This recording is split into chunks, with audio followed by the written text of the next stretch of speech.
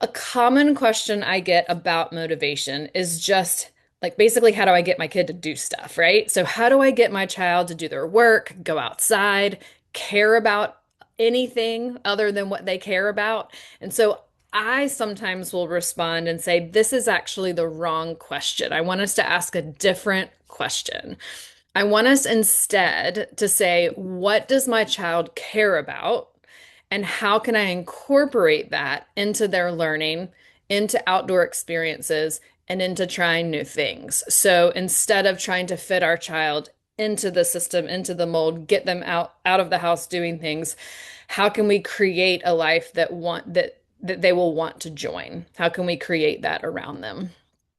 And it makes us reverse engineer a few things if we think about what they love and then thinking about it backwards. So I'm going to help us think about a few things in different ways today. And the first is flipping our perspective. So we don't want to force our agenda on them. This is most commonly known and seen when parenting teenagers. You know, they don't do anything we say, but if someone else says it, maybe even the same thing, they might be listening. But forcing our agenda often on sensitive or easily overwhelmed learners will usually shut down their ability to learn in the first place. The curriculum in schools is grade based, right? It's organized by grade. Homework is this linear path of I'm going to move you through the curriculum in this order. We organize all these things based on how old kids are. So when you put that next to this uneven development, we're obviously going to get some misalignment in what they're ready to learn. And so that's why we have to flip our perspective of thinking about what is out of alignment here, not why can't I get my kid to do something, right?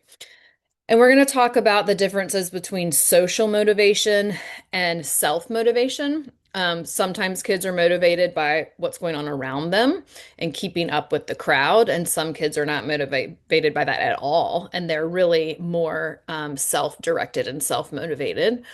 Why do we want kids to go outside? Well, we as parents, we as adults get concerned about movement, daylight, just body regulation, right? Play skills, all those things. But there are sensory overwhelm differences, there are social differences, there are lack of interest differences, there could be motor skill weaknesses. There are all types of variables that sometimes make outside play hard. And we'll talk a little bit about that.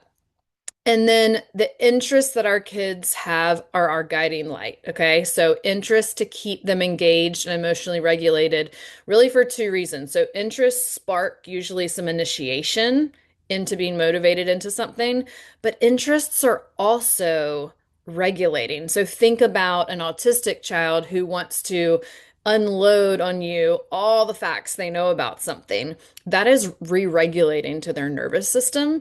And sometimes we need to allow them to do that, even if we need to pause what we're doing.